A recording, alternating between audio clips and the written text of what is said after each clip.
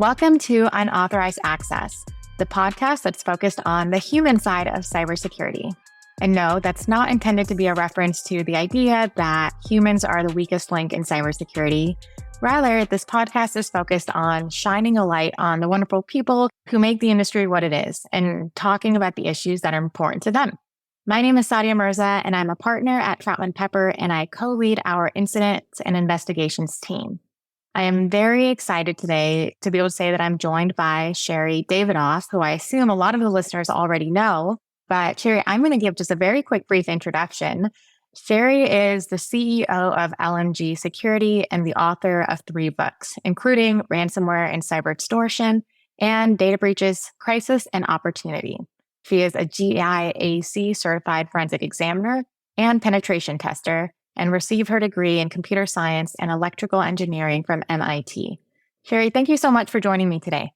Thank you so much for having me on. I have admired your work for a long time. Sherri, okay, well, that's exactly what I was going to say about you, is that I have been following you and your career in cybersecurity for a very long time. And, I honestly say anytime at Troutman, when we're thinking about expert or someone to bring in with more of a technical background and, that higher level expertise, you are always on the top of our list. And I know we've reached out and had many discussions about it. But you know what? That actually isn't the reason what prompted me to want to ask you to be on this podcast. I know you recently shared with me an article that you wrote, I think in 2022, and it was called Women in Cybersecurity Need More Than Inspiration. Sherri, that title, I knew that article is right up my alley. And I was so inclined to open it and read it and figure out what it was about. And when I read it, it was so moving and so important and a topic that's not discussed at all. And so I can explain, I know what the topic's about, but I wanted to give you an opportunity to share what is that article about at a high level and then kind of the inspiration behind it. Yeah, thanks so much, Sadia. So what happened that triggered me to write that article was that I bumped into SANS President Alan Paller in an elevator at RSA years ago. I think it was 2020. Yes, it was the last RSA conference before COVID. And the reason I was coming in and he was going out was because I was late. And I didn't want to be late. I was trying to attend the women's networking event and the speaker party, and they were both at the same time. They both overlapped. So I was like, I can do it. I can attend both. I went to the women's networking reception and I just almost missed him, saw him in the elevator, and he grabbed me by the elbow because we had seen each other over the years, talked over the years. And he said, I want to talk to you after this because we need more women in cybersecurity. How do we get more mentors? We need more role models. And I texted him later and I said, women need more than inspiration. We need these conferences to be accessible. We need things like the women's networking event to not be at the same time as the speaker party. And bigger picture, we need to really be thinking about the fact that the majority of caregivers are women. And if we're not taking that into account, we're missing these voices. We're missing these minds from our industry. So Sherri, that was, I guess what was not shocking to me, but I followed you so closely for so long. And the fact that I just recently discovered, right, that you are a mom, it's something and I don't know why that was shocking to me, but it's just something that I didn't know. But then I thought about other women. And I guess sometimes it feels like women really have to go out of their way. And maybe not just women, it could be any caregiver, but they have to hide that part of their life. Especially if you're interviewing, the first thing you talk about is not the kids that you have, because you don't want someone else, you don't want your employer to think that your kids are going to be an obstacle in terms of your career. And so it feels like, I know for me, there's been moments where you kind of just try to hide. It's almost like a blemish that we try to hide. And I just wanted to hear more about, have you felt that way? Because I should have known that this, this was an issue that you tackled, but it's just something not talked about. Yeah. I mean, when you said when we were having our conversation before this, that we have to hide our kids, I mean, that resonated with me. We have to physically hide them. God forbid a kid can run onto a Zoom call. Thank goodness COVID really opened that up and made it a little bit more accessible. But you're right. I mean, when you're interviewing or something like that, you don't want to lead out with, I'm thinking of having kids or I'm having kids. And that's honestly the number one reason why I started my own business, because I hit this point in my career back around 2010 where I knew I wanted to start a family. And I also knew that there would be no way for me to move forward and grow in my career if I also had children and wanted to have that flexibility to be there when I wanted to be there. because there really at the time were not part-time, highly technical jobs available. If I wanted to be an incident response, I couldn't say, oh, my kid has a play, I can't go to that, you know? And so I ended up starting the company and really moving into more of a management role. And now I have the ability to pick and choose those technical opportunities. But my hope is that we can really help open some doors for other caregivers, again, not just women, but anybody with those caregiving responsibilities. And sure, your article touches on it too. Like, I think you talk about COVID and how it kind of started shifting things for caregivers. Can you expand on that a little bit? Like, I know it was a tough time for everybody, but it actually, there was some positive things coming out of it, right? Absolutely. I was a single parent for many years. And when I went to a conference, it was a big deal. I'd hire a sitter to be overnight with my kids and hope that the sitter would show up. And I had to make money at that conference. I couldn't spend money because it was already a big investment. So for about a decade, I couldn't take a class. And it was 2021, and I signed up for a Black Hat class that was running virtually that I had wanted to take for years. It was a physical penetration testing, a red team class, and I'm a penetration tester, so I was really excited about it. And I remember sitting down that morning and I honestly teared up. I realized I had not been able to take a class. And there's all these people, I'm a part of the Black Hat Review Board. And so I'm looking at all these talks and reviewing all these training sessions and realizing that I myself will not be able to stay long enough away from my children to see a lot of those talks or to take those classes. And COVID opened those doors.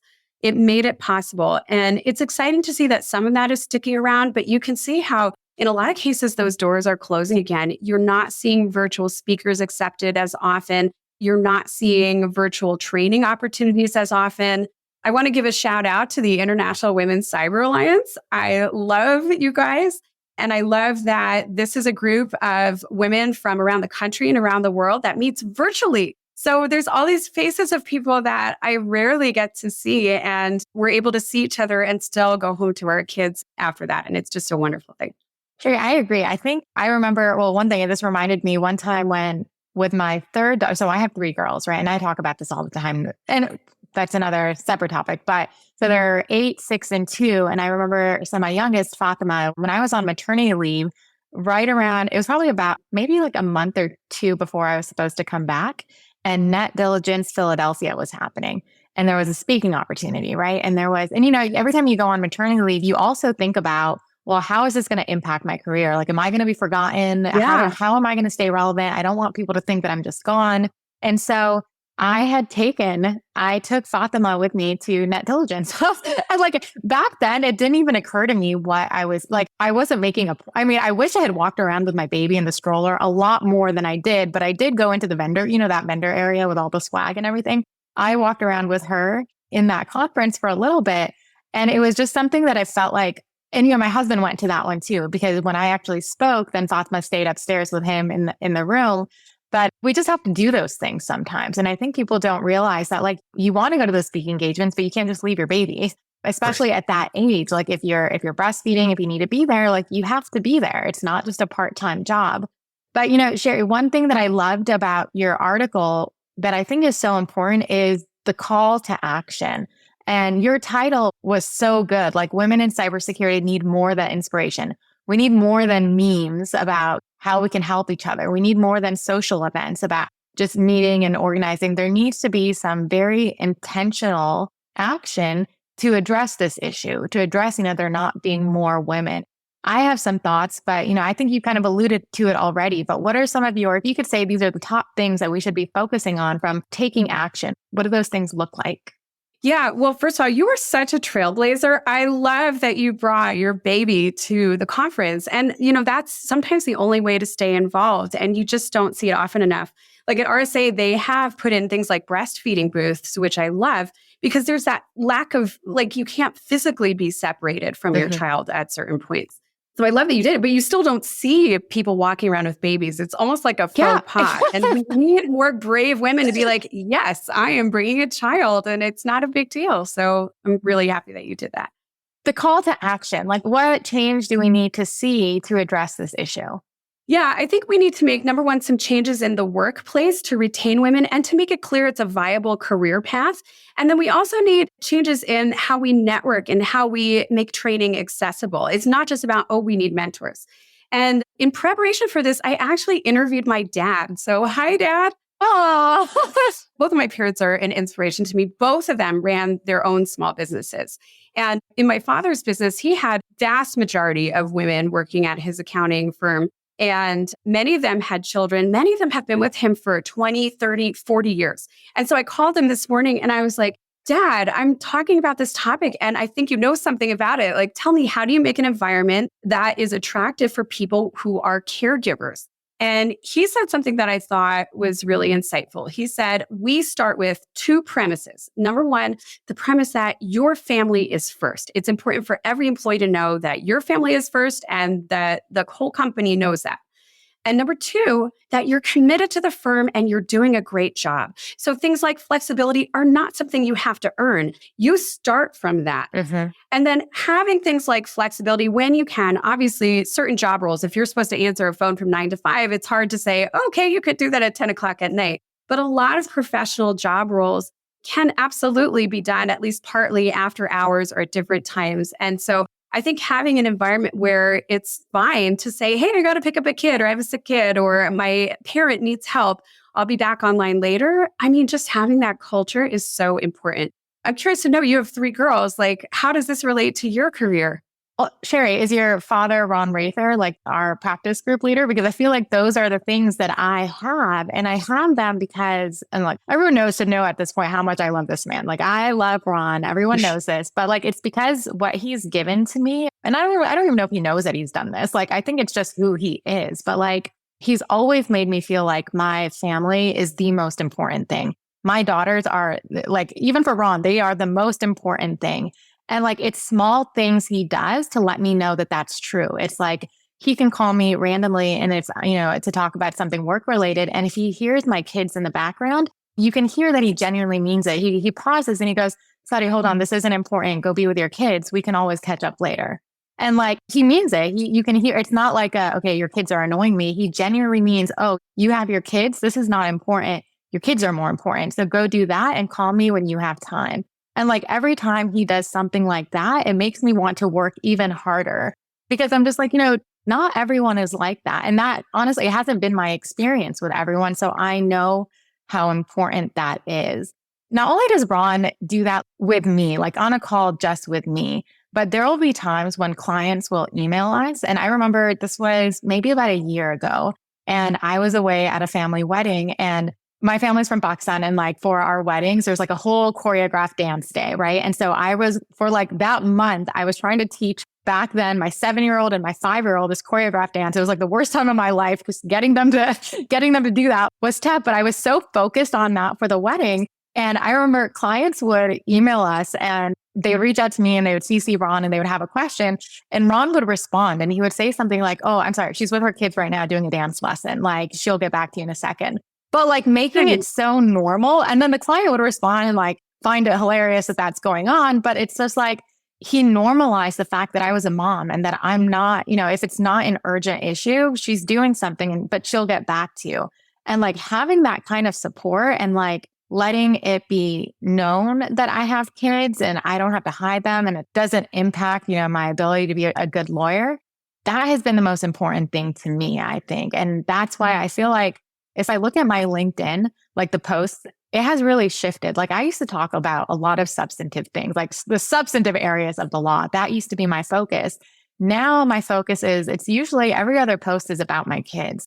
And I do that, one, because that's what I like talking about, but two, because I think it's very important for us to normalize the fact that we are caregivers, the fact that it's not just like one piece of our life. It is our life.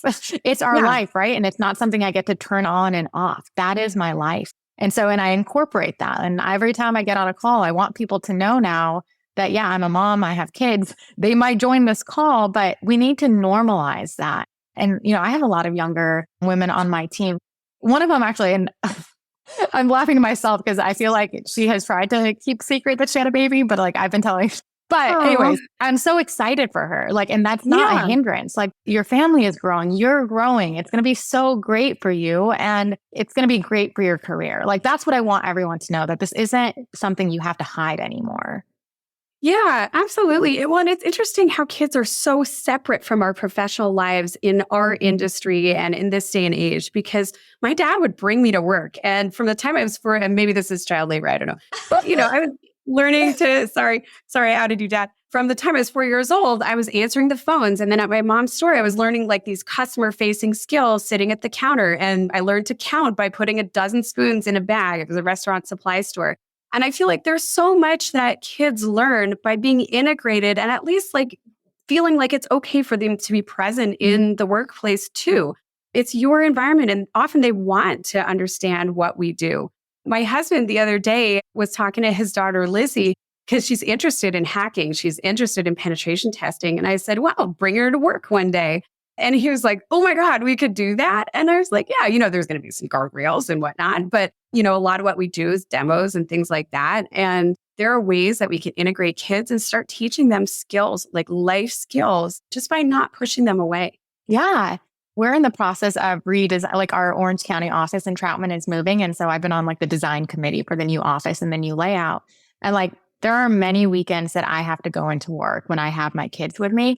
And like right now in our current office, there's like it's not a closet, but it's like a room with a whiteboard and a long table. And whenever I go into the office, I tell my kids to go in there and they can play on the whiteboard.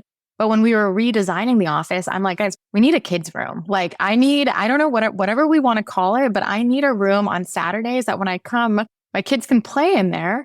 And that's going to be their space. Like that's what I need in this office. And then, I think it's not officially called the kids room, but in my mind, that's exactly what it is. Like it needs a beanbag. It needs a couple, at least 3, because I have 3 girls. It needs some beanbags. So we created a separate like internal lounge where, there'll be a couch and a table and a whiteboard and a TV and games and things where regular, whoever works there normally can use it just as like a lounge area. But I know the idea behind it from my mind was I need a place where I could come and I could bring my kids and they can hang out and it's safe and it's, contained and I know what's there and they're not running around. And I'm so excited about the move because I'm like, oh my God, this is going to be great. If I have like a designated spot for them to be able to sit and hang out. That's huge. Yeah, it's huge. And I'm like, everyone, I'm sure everyone has like lounges and stuff, but like knowing that that's kind of the idea behind it, it makes me love the firm even more that these are things that we're open to. We know that they matter and they're very receptive to these ideas. Besides calling it the kids room, they're like, maybe we can call it the rec room, Sadia. It's like, yeah, that's fine. But just know who the primary audience is of that room. Well, you're making me, can I confess something? Yes. Just between us. Yes. We got an arcade here at LMG several years ago. It's a Pac-Man old school arcade. And the idea was to make our basement level cool. It's now called the river level. But I have to say, like in the back of my mind, I was like, this will be so great because when I bring my kids to the office, boom, they're going to get to play Pac-Man and things like that. And they do. And it's so great because if I'm like, hey, I got to take a call, I know they can be playing Pac-Man and chill out on the chairs there and play ping pong or whatever. So I think that's really important. Yeah, now we need arcade games. Actually, that's what we need to add that to our budget. Yes. So we need whoever's listening from the Orange County office, that's what we need to add. But the other thing that this actually made me think of is, our Cyber Girl Gang hoodies that we've been doing. Like one of the— I love those. I wear mine all the time. Okay, good. Me too. And one of the best things that came out of that for me was all of the requests that I got for children's sizes. It wasn't just like women. A lot of men reached out and said, listen, my daughter would love that. Do you have like youth sizes? And I did, whenever I made them, I selfishly would make like 3 youth sizes for my own girls. So they always wear their Cyber Girl Gang hoodies to school. They're telling everybody that their mom is in a gang and that's what this means. So every time we have a new shipment, I'm like, no, we need more youth sizes. We need more youth sizes because everyone is so much more vocal about it and now about their kids and like getting them involved or having them at least be part of kind of their professional life. And so now whenever we order them, it's like, I need like 20 youth kids one because everyone wants their kids to have them too. I want one, if not 2. No, seriously, these are the things. And I have a list of like, especially, the men when they reach out about their daughters, like I feel like it's so sweet because again, like I think the call to action, and I know you and me, Sherri, talked about it. I think men have a big role to play in that, right? Making it. Women, I feel like we all, and I guess this is not unfair, it's totally fair to say, but like I think women understand this issue a little bit more because, I think it's true that generally women are the caregivers. And maybe some of that had shifted in COVID, but Ron doing that for me, I felt like it resonated with me differently because He's a male, he's leading the group. And there was something very powerful about that he can understand. You are reminding me so much of the work of Andy Ellis, who wrote 1% Leadership. And I had the opportunity to speak. Andy was actually one of our panelists at Black Hat on the diversity microtalks panel. And Andy was the CISO of Akamai for years. And he ended up growing a security team that's 40% women. And that is huge. And one of the things he talked about was that, we are living in a time when a lot of those upper tier positions are men, and this needs to be a partnership. And so it has to be men and women working together to open those doors together. And it sounds like both of us have experienced that in different ways. Yeah. I know that Troutman always tries to tell me that they're going to be 20-minute podcasts, and they're never a 20-minute podcast. Yeah. But I think this is true. Like for me, this was my first year. I made partner at Troutman, right? And last year, I went to the partner retreat. And I'll tell you that it is, and again, this is not an issue unique to Troutman. This is just known in big law. But in our Orange County office, we're very diverse. There's a lot of women, a lot of women associates, right? You see that. When I went to the partner retreat, I think it was eye-opening as to how many women, right? Like the ratio drops so much once you go up one level. That to me is when I feel like I started thinking about this even more. Like it's not even specific to cybersecurity, although I think cybersecurity, just given the nature of that industry, it's a lot more prominent. But like in any kind of leadership position, as you go up, the number of women goes down for the reasons that we discuss. And so I think, again, going back to that call to action, we have to be so much more intentional about uplifting women and doing something so that it's sustainable for them. And it's not that they're making a choice, right? You don't have to pick one or the other. There's ways to do both. Yeah. And actually, Andy Ellis talks about the Matthew effect, where the rich get richer, and how that applies to this problem. Because over time, if you miss out on some of those early career opportunities, you're not going to get into those leadership positions. So I think that's a really insightful point. And then another thing that our leadership team here at LMG pointed out was elder care, which is something that we haven't hit on yet. Yeah. Yeah, because it's not just childcare. And we have a 3-person management leadership team. It's myself and then Karen Springer, our amazing COO, and Madison Eiler, our amazing CSO. And we all work together to run this beautiful company. And first of all, we're the only cybersecurity company I know of that is not only women-owned, but has a women-led leadership team. And all three of us have experienced caregiving responsibilities. Mm-hmm. And when I was writing this article about childcare, Madison piped up and said, it's not just childcare, it's elder care. And in a lot of ways, elder care is harder because it'll hit when you're further along in your career, maybe when you're getting into those leadership positions. It's unexpected. It's not something that you might be planning for, and it could go on for a really long time. It's not like you can plan like, okay, they're going to go to daycare in a few years. No, this could be a commitment of 3, 5, 10 years or even longer. And I think being able to support our team members as they go through that, even when it's unexpected, is so important. And elder care, I don't know if you've heard people talking about it. I think it's harder to talk about because people are like, oh, congratulations, you have a baby. And no one's like, oh, congratulations, your parent is sick. Like, that's not a thing. Right. No, that's true. And it's recently come up over here. And I know just being able to check in on someone, just say like, hey, acknowledging that that they're going through something, I think goes a long way. Again, it's like not having to, you don't have to hide that part of your life because, unfortunately, that's probably something we're all going to have to experience too, right? And so just normalizing these like the human issues that we deal with all the time and talking about it more and more. One thing I noticed is, and going back to like, having men involved in this discussion, them normalizing childcare and elder care responsibilities goes a long way too, right? Like if we had a lot of men saying, oh, it's 5 p.m., I got to go pick up my kids, that would make it so much easier. It's 2 p.m., it's 3 p.m., I got to go do this. And we have a lot. And again, I talk about Ron a million times because he has 3 daughters. And like very often, if you've worked with Ron, you know that very often he's going to say, oh, I'm with my daughter. Oh, I'm at a concert with my daughter. Oh, I'm doing this with my daughters. Like they are a part of his life. And that normalizes it for me. And I said, oh yeah, I have daughters too. And I don't have to hide them. And so it's just, at some point, I think every other podcast is just basically how much I love Ron. And that's all I talk about. And Sadia, did I tell you what I told my son before we got on the call yesterday?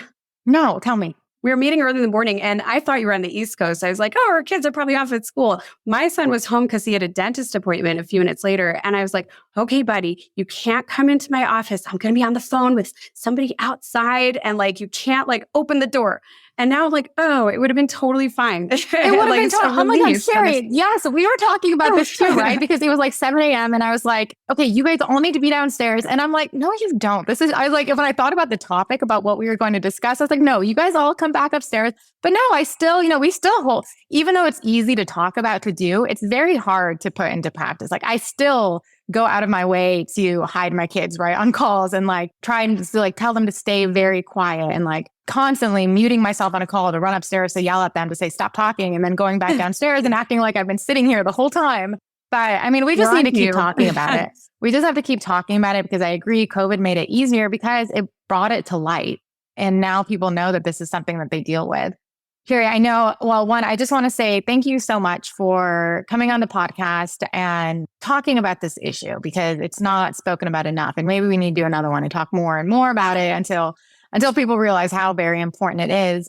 So, I told you this before, Sherri, the whole purpose behind this podcast is to highlight people like yourself in the industry. And I specifically love talking to people who have these types of thoughts or values or ideas that they want to share that aren't being discussed enough. But it's also about, highlighting the people that we think are just amazing in the industry, either personally or professionally. And so one question that I always end with is, who would you select for us to highlight next? Like, who do you think is just incredible, either professionally or personally in this industry?